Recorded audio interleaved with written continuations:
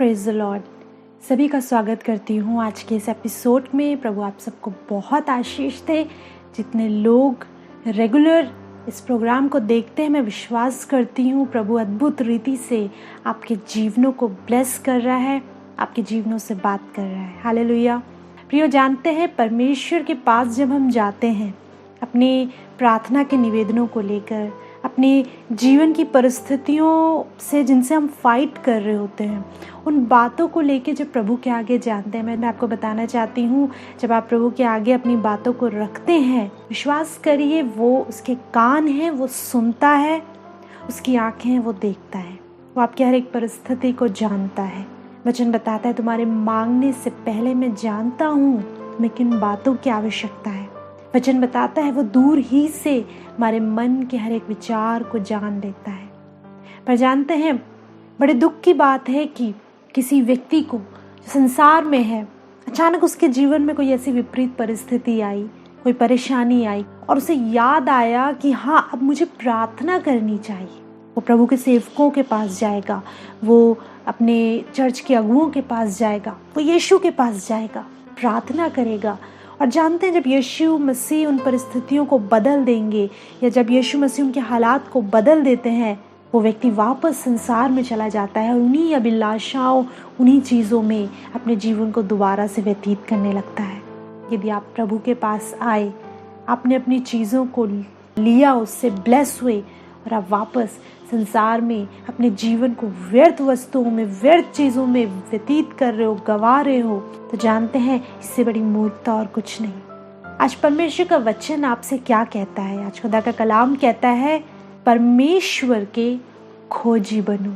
दाऊद भजन संहिता में कहते हैं एक भी धर्मी नहीं, एक भी ऐसा नहीं जो प्रभु को खोजता हो, सबके सब भटक गए। जानते हैं दाऊद क्या कहना चाह रहे हैं कि संसार में मैंने दृष्टि करके देखा और मैंने पाया कि लोग ज़रूरतों के लिए तो प्रभु के पास जाते हैं, रिपेंटेंस के लिए भी जाते हैं, प्रार्थना के निवेदनों को लेकर भी जाते हैं, सारी बातों को, लेकिन जानते कोई इस बात के लिए नहीं जाता कि मैं प्रभु को खोजूं, मैं परमेश्वर को, मैं यीशु को खोजूं। किसी के हृदय में ये बात नहीं। लेकिन आज मैं आपको एक ऐसे व्यक्ति के विषय में बताऊंगी जिसने परमेश्वर को खोजा। वचन बताता है दूसरा इतिहास उसका 34 अध्याय उसके पहले पद से हम देखेंगे। ध्यान से देखिएगा क्या लिखा है। जब योशिया राज्य करने लगा तब वो 8 वर्ष का था और यरूशलेम में 31 वर्ष तक राज्य करता रहा। उसने वो किया जो यहोवा की दृष्टि में ठीक है और जिन मार्गों पर उसका मूल पुरुष दाऊद चलता रहा, उन्हीं पर वो भी चला करता था। और उसने उससे ना तो दाहिनी ओर मुड़ा और ना बाईं ओर। योशिया 8 वर्ष का था और परमेश्वर ने उसे यहूदा का राजा बनाया। आप यदि पीछे के चैप्टर्स में पढ़ेंगे, आप देखेंगे किस प्रकार उसके पिता की हत्या कर दी गई। कुछ लोगों ने गोष्ठी करी और उसके पिता की हत्या कर दी, किंतु राज्य के ही लोगों ने उन हत्यारों को मार दिया, ख़त्म कर दिया और योशिया को राजा बनाया। और जानते हैं जब ये राज्य करने लगा, लिखा ये मात्र 8 वर्ष का था। एक 8 वर्ष का बालक कितना होता है? ये 8 वर्ष का था। लेकिन एक बात थी इसके जीवन में, देखिए क्या लिखा है। उसने वो किया जो यहोवा की दृष्टि में ठीक है और जिन मार्गों में उसका मूल पुरुष दाऊद चलता था, उन्हीं में वो चला। उससे ना दाहिनी ओर मुड़ा ना बाईं ओर। इसके जीवन में एक चीज थी, 8 वर्ष का बालक था। जानते हैं 8 वर्ष के बालक में ने बहुत दुनिया नहीं देखी होती, बहुत सी चीजें नहीं जानता वो, लेकिन 8 वर्ष की आयु में उसके हाथों में राज्य आया। प्रभु ने उसको राज्य करने का अभिषेक दिया और जानते लिखा है उसने वो किया जो यहोवा की दृष्टि में ठीक है। वो उन बातों को जानने लगा, मेरे प्रभु को क्या भाता है, मैं वो करूँगा। उसने पलट कर देखा, मेरा मूल पुरुष दाऊद किस रीति पे चलता था, कैसे वो प्रभु की आराधना करता था, कैसे उसने प्रभु को अपनी ढाल बनाया था, कैसे वो प्रभु पे भरोसा रखता था, कैसे वो हर समय प्रभु को पुकारता था। उसने उन बातों पे को ऑब्जर्व करा, उसने उन बातों को सीखा, उसने उन बातों को जाना। और लिखा है ना उससे दाहिनी ओर मुड़ा ना उससे बाईं ओर। वो उस मार्ग पे चला जिस पर उसका मूल पुरुष दाऊद चलता था। पता है, मैं पेरेंट्स से बात करना चाहती हूँ। हम थोड़ी देर इस वचन को होल्ड करेंगे। आज मैं उन पेरेंट्स से बात करना चाहती हूँ। आप अपने बच्चों को बहुत सी चीज़ें सिखाते हो। बेटा बाइबल पढ़ा करो, बेटा दुआ किया करो, बेटा प्रभु पे भरोसा रखो, बेटा उन गलत जगहों पे मत जाओ, गलत संगतियों से हटो। मैं आपको बताना चाहती हूँ, बच्चे वो नहीं सीखते जो आप उन्हें सिखाओगे। बच्चे वो सीखते हैं जो वो आपको करता हुआ देखते हैं। आप उनसे कह रहे हो प्रार्थना करो, बट आपका जीवन प्रार्थनाओं का नहीं है। कैसे सीखेगा प्रार्थना करना? आप बच्चों से कह रहे हो बेटा लड़ाई नहीं करते, या अपशब्द नहीं बोलते, झूठ नहीं बोलते। पहले अपने जीवन को जांचिए, अपने परिवार में अपने लोगों के जीवनों को जांचिए और देखिए यदि आपके जीवन में तमाम चीज़ें मौजूद हैं, आपका बच्चा कभी नहीं सीखेगा। बच्चे वो नहीं सीखते जो उन्हें बोला जाए, बच्चे वो सीखते हैं जो आपको करता हुआ देखते हैं। कैसा जीवन आप जी रहे हो, वो बच्चे उससे इन्फ्लुएंस होते हैं, वो सीखते हैं। यदि आप चाहते हो आपके बच्चे उस राह पर चले जो प्रभु को भाती है, उस राह पर चले जो सच है, जो सच्चाई का मार्ग है, तो मेरे प्रियो पहले आप उस पर चलना शुरू कीजिए। बच्चों के लिए प्रार्थनाएं करिए, उस मार्ग पर चलिए। यदि परिवारों में क्लेश है, झगड़े हैं, शराबें पी जा रही है, वो आपके बच्चे कभी भी उन बातों को नहीं सीख पाएंगे जो आप चाहते हैं। वो वही बनेंगे जो आप हैं। इसीलिए प्रियो, लिखा है योशिया जानते हैं उन मार्गों पे चला जिस पे उसका मूल पुरुष दाऊद चलता था। उसने सीखा कि मेरा मूल पुरुष किन मार्गों पे चला करता था। उसे इस समय किसी ने कुछ सिखाया नहीं, जानते हैं, उसने सीखा, उसने पढ़ा, उसने जाना मेरा मूल पुरुष कैसे चलता था। उन मार्गों पर वो चलने लगा। और जानते हैं, कलाम कहता है, दूसरा इतिहास 34:3 में लिखा है, वो लड़का ही था, अर्थात उसको गद्दी पर बैठे 8 वर्ष पूरे भी ना हुए थे कि अपने मूल पुरुष दाऊद के परमेश्वर की खोज करने लगा। हालेलुया। बहुत खूबसूरत वचन है प्रियो। लिखा है 8 साल भी उसको पूरे नहीं हुए थे और वो अपने मूल पुरुष दाऊद के परमेश्वर की खोज करने लगा। कितने वर्ष का था वो? 8 वर्ष का। उसने सीखा कि कैसे प्रभु ने दाऊद को ब्लेस करा, कैसे दाऊद हर समय प्रभु पर भरोसा रखता था।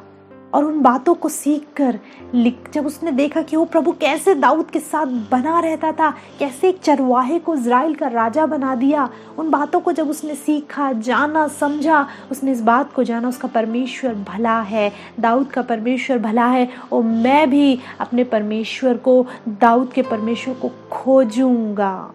प्रियो, आप जानते हैं आपका परमेश्वर भला है। बहुत से लोग बहुत बड़ी बड़ी बातें कहते हैं, प्रभु की आराधना करते हैं, अपने अपने चर्चेज में, अपने लोगों के बीच में आप बहुत प्रभु की आराधना करते हैं, बहुत अच्छी बात है। लेकिन जिस परमेश्वर को आप आराधना करते हो, जिस प्रभु से आप प्यार करते हो, आप क्या उसे खोजते हो? क्या आप उसे वास्तव में जानते हो? लिखा है योशिया 8 वर्ष का था, प्रभु की खोज में लग गया, अपने मूल पुरुष दाऊद के परमेश्वर की खोज में लग गया। आगे के आयतों में आप पढ़ेंगे, उसने यरूशलेम को शुद्ध करना शुरू कर दिया। यरूशलेम से उन कामों को दूर करने लगा जिससे प्रभु को क्रोध आता है। इसका अर्थ क्या है मेरे प्रियो? जब वो परमेश्वर की खोज में था, खोजने का अर्थ क्या है? खोजने का अर्थ ये नहीं कि आप अपने परिवार से कटकर एक कमरे में बैठकर खोजने बैठ जाए। खोजने का अर्थ ये है कि आप इस बात को जानने की कोशिश करें कि आपके परमेश्वर को क्या भाता है, उसे क्या पसंद है, क्या नहीं। जानते हैं आज के समय में लोग प्रभु के आगे जाते हैं और जो उन्हें पसंद होता है प्रभु से कहते हैं, मुझे ये पसंद है, मुझे ये चाहिए, मुझे वो चाहिए, ये व्यक्ति ये मेरे साथ अच्छा नहीं कर रहा है, इसके साथ ये हो, इसके साथ। आप सारी बातों को प्रभु के आगे रखते हैं। प्रियो, ये जानने की कोशिश की है आपने कभी कि वो मेरे प्रभु को क्या भाता है, कौन सी बातें हैं जो उसे प्रसन्न करती हैं? आपने यदि हनोक के विषय में पढ़ा होगा, वचन बताता है हनोक उठा लिया गया, वो परमेश्वर के साथ साथ चलता था, उसने वो किया। वचन में लिखा है उसने प्रभु को, परमेश्वर को प्रसन्न किया। बाइबल बताती है जानते हनोक क्यों उठा लिया गया? उसने मृत्यु को नहीं देखा और प्रभु के साथ साथ चलता रहा। और लिखा उसने मृत्यु को नहीं देखा, परमेश्वर ने उसे उठा लिया। क्यों? उसने परमेश्वर को प्रसन्न किया। अब मेडिटेट करके देखिए किस प्रकार उसने परमेश्वर को प्रसन्न किया। उसने वो किया जो प्रभु को भाता है। योशिया ने वो किया जो प्रभु को भाता था। वो उसकी खोज में लग गया। 8 वर्ष का था, राजा बन चुका है। उसने सीखा कि कैसे दाऊद प्रभु से प्यार करता था, कैसे परमेश्वर ने दाऊद को ब्लेस करा था। और लिखा है वो प्रभु की खोज में लग गया। वो सीखने लगा, वो प्रार्थनाओं में बैठने लगा, वो सीखने लगा। उसने इस बात को जाना प्रभु को क्या पसंद है क्या नहीं। और फिर लिखा उसने यरूशलेम को शुद्ध करना शुरू किया। बहुत सी चीज़ों को उसने दूर करा। पढ़ के देखिएगा इस चैप्टर को। बहुत सी चीज़ों को उसने अपने राज्य से दूर करा। आसपास जितने उसके अंडर में राज्य आते थे उन चीज़ों को उसने शुद्ध करना शुरू किया। और लिखा है उसने एक बार ऐसा हुआ जब यरूशलेम का जो मंदिर था वो उसे बनवा रहा था दोबारा से, वहाँ पर एक पुस्तक मिली। वो पुस्तक थी वे मूसा की व्यवस्था की पुस्तक। और जब वो उसे पढ़ के सुनाई गई उसने अपने वस्त्र फाड़े और कहा अब इस व्यवस्था में जो कुछ है मैं पूरा करूँगा। प्रियो, एक उसके हृदय में एक बोझ था कि मैं वो करूंगा जो मेरे परमेश्वर को भाता है। आज ये जांचने की ज़रूरत है कि आप वो कर रहे हैं जो आपके परमेश्वर को भाता है या आपको फर्क नहीं पड़ता।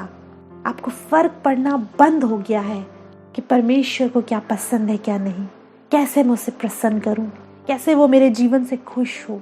प्रियो, ज़रूरी है उसकी खोज करना।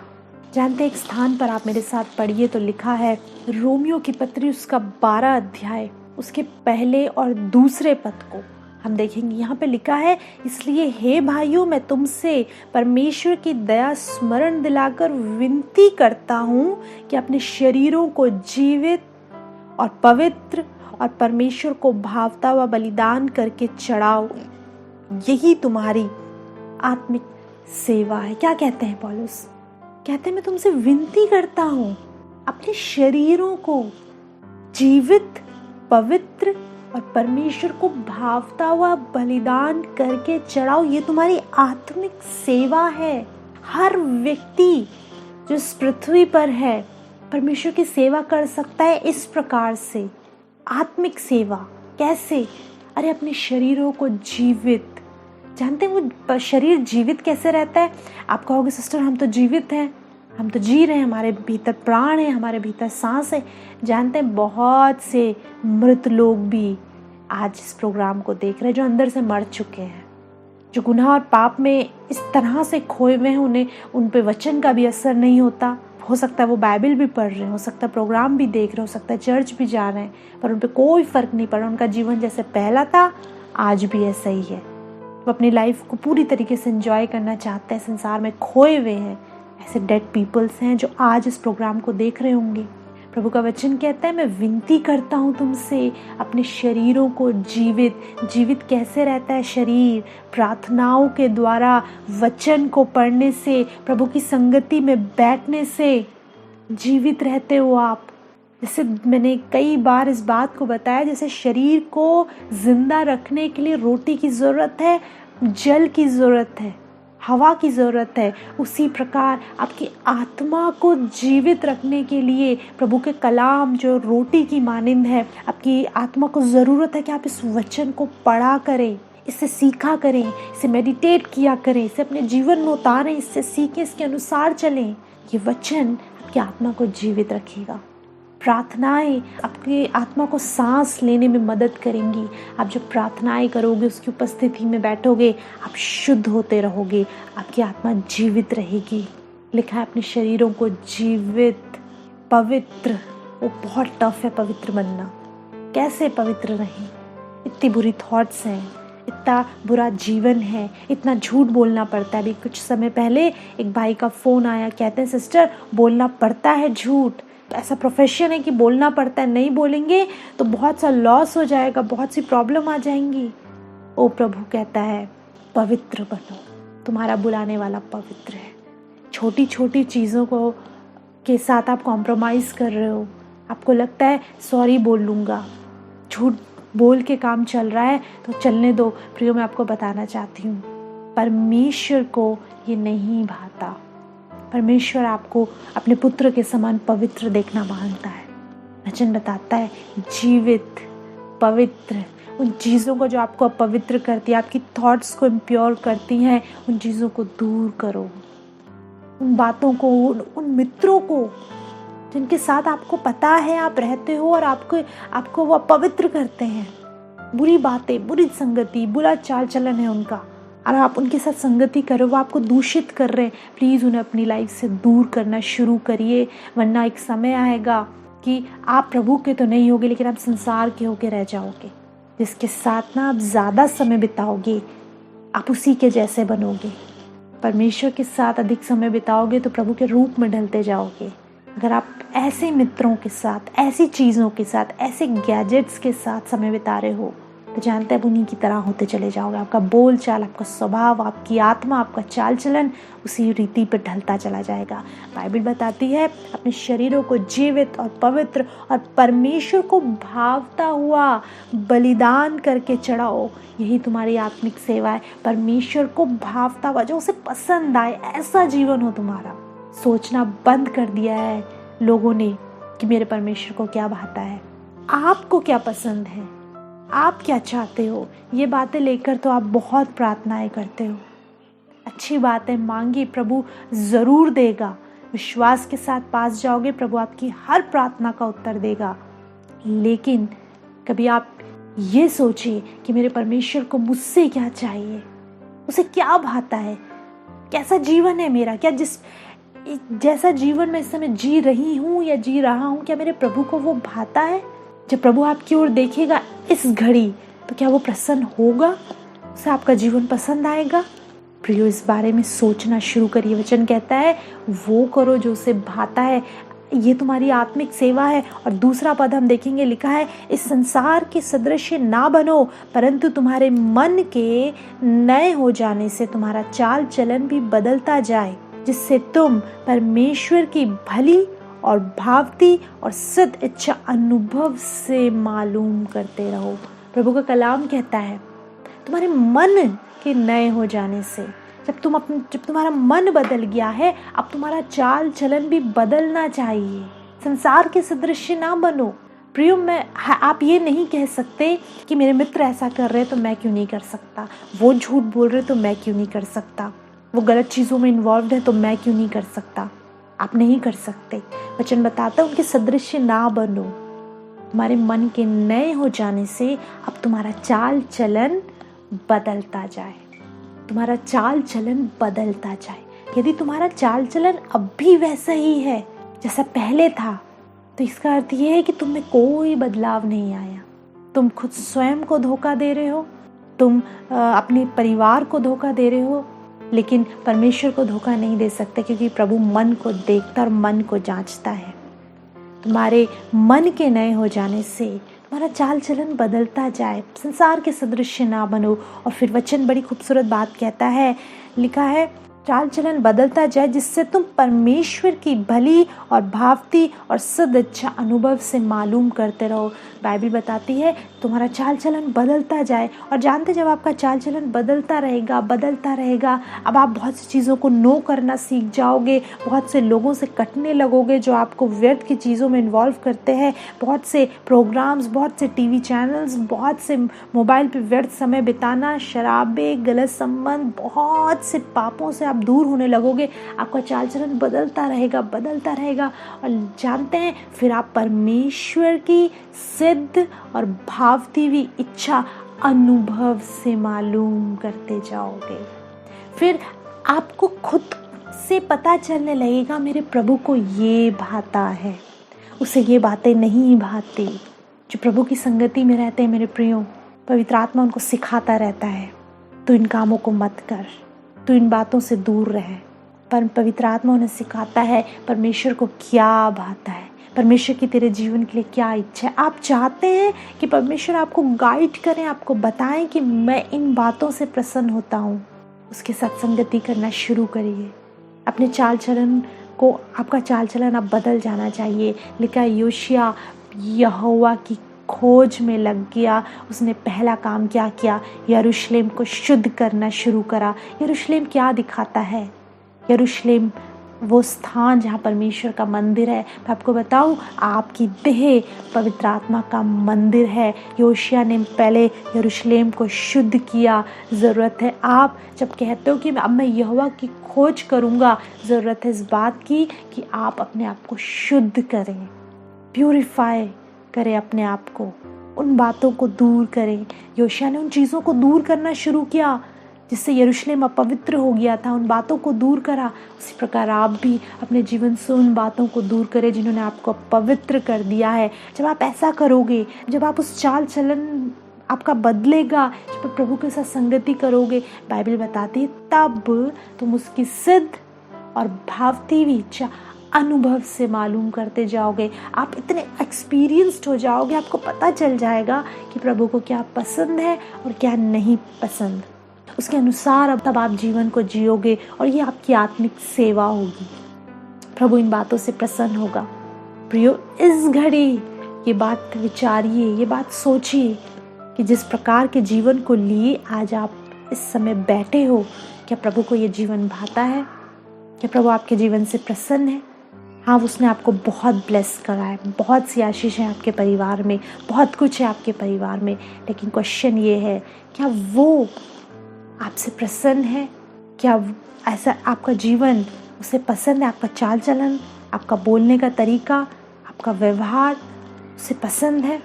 उसकी सिद्ध और भावती हुई इच्छा अनुभव से मालूम करते जाओगे जब आपका चाल चलन बदलेगा। देखिए, एक स्थान पे हम और देखेंगे, लिखा है यूहन्ना की पत्री 17 अध्याय उसका 3 पद, यीशु मसीह आकाश की ओर अपनी आंखों को उठाए पिता से एक बात कहते हैं। यूहन्ना 17:3 पद लिखा है, और अनंत जीवन ये है कि वे तुझ एकमात्र सच्चे परमेश्वर को और यीशु मसीह को जिसे तूने भेजा है जाने। अनंत जीवन क्या है? यीशु मसीह कहते हैं, पिता, अनंत जीवन ये है कि वो तुझे, जो एकमात्र सच्चा परमेश्वर है तू, और यीशु जो मैं हूँ, इसे जाने। पता है परमेश्वर की इच्छा क्या है? कि आप उस एकमात्र सच्चे परमेश्वर को, परमेश्वर ने यीशु को भेजा, आप जाने, आप सीखें कि उसे क्या भाता है, उसकी खोज में लगें। प्रियो, आप बैठा करिए प्रभु के आगे, प्रभु मुझे बता तुझे क्या पसंद है। वो आप पे रिवील करेगा आपकी गलतियों को, वो आपको बताएगा तो किस जगह पर तू गलत है, और आपकी फिर जिम्मेदारी बनती है कि आप उन चीज़ों को अपनी लाइफ से रिमूव करें। लिखा है, तो जीवित सच्चे परमेश्वर को और उस यीशु को जिसे तूने भेजा उनसे जाने। ये अनंत जीवन है, ये अनंत जीवन है, ये आपको अनंत जीवन के मार्ग पर लेकर जाएगा। प्रियो, खुदा का कलाम आज आपसे इस बातों को कहता है। योशिया जानते हैं, मात्र 8 वर्ष की आयु में उसके हृदय में एक बात आ गई थी कि मैं अपने परमेश्वर को खोजूंगा। आज आप किसी भी आयु के किसी भी भाग में हैं, अभी भी समय है कि आप उसकी खोज में लग जाएं, उसकी इच्छा को जानें, उससे पूछिए, पिता तुझे क्या भाता है? देख मैं यहाँ हूँ, मुझे बता तुझे क्या भाता है। मैं अपने जीवन से उन बातों को दूर करने के लिए तैयार हूँ। आज मैं इसलिए बैठी हूँ तेरे सामने, आज मैं इसलिए बैठा हूँ तेरे सामने कि मेरा चाल चलन अब बदले। मैं थक गया हूँ उन पापों और गुनाहों से, मैं थक गया हूँ ऐसे जीवन को जीते हुए। तो मैंने आज तेरे वचन से सीखा है कि संसार के सदृश ना बनो। प्रभु मुझे सिखा, और विश्वास करिए जब आप इस रीति पे प्रार्थना करेंगे, यिर्मयाह 29:12 पर जल्दी से हम देखेंगे, लिखा है, तब उस समय तुम मुझको पुकारोगे और आकर मुझसे प्रार्थना करोगे और मैं तुम्हारी सुनूंगा। तुम मुझे ढूंढोगे और पाओगे भी, क्योंकि तुम अपने संपूर्ण मन से मेरे पास आओगे, मैं तुम्हें मिलूंगा। यहोवा की ये वाणी है। पता है प्रभु का ये वाणी है। तुम मुझसे प्रार्थना करोगे उस समय, किस समय? जब आप इन वचनों को सुनकर उसके सामने घुटने टेकोगे और संपूर्ण हृदय से उसके पास आओगे। बाइबल बताती है, मैं तुम्हारी सुनूंगा, तुम मुझे ढूंढोगे पाओगे भी। जैसे योशिया यहोवा की खोज में था, तुम मेरी खोज में होगे तुम मुझे पाओगे भी।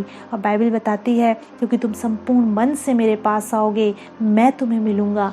यहोवा की ये वाणी है। अपनी आंखें बंद करें, दुआ करें। पिता, सच में हम धन्यवाद करते हैं इस खूबसूरत वचन के लिए। हम पर दया कर, अपने लोगों पर दया कर जो आज सच्चे हृदय से तेरे समीप आ रहे हैं। प्रभु, मैं विनती और प्रार्थना करती हूँ, होली स्पिरिट इन्हें गाइड करें। जब ये तुझे खोजने, इन बातों को जानने कि इनके जीवन में क्या गलत है, किन बातों को इन्हें दूर करना है, किन बातों को इन्हें अपने जीवन में ऐड करना है, पवित्र आत्मा इनकी सहायता करे, क्योंकि तेरे बिना ये कुछ भी नहीं कर सकते। मैं हर एक बच्चे, जवान, बुजुर्ग को यीशु तेरे नाम से ब्लेस करती हूँ। यदि किसी दुख परेशानी में ये पड़े हैं, यदि तेरे आगे किन्हीं बातों को रख रहे हैं इस घड़ी, प्रभु इनकी प्रार्थना यीशु के नाम में सुनी जाए, ताकि पिता इनके जीवन में गवाहियाँ हों और ये तुझसे और अधिक प्रेम करें। सरादर महिमा तुझे देते हुए यीशु के नाम में मांगते हैं, आमीन। Hallelujah, praise the Lord. विश्वास करती हूँ खुदा ने अपने वचन से आपसे बात करी है। यदि आप प्रभु के बारे में और जानना चाहते हैं, वचन से और सीखना चाहते हैं, तो आप स्क्रीन पर कॉन्टैक्ट डिटेल है, आप हमें कॉल करिए।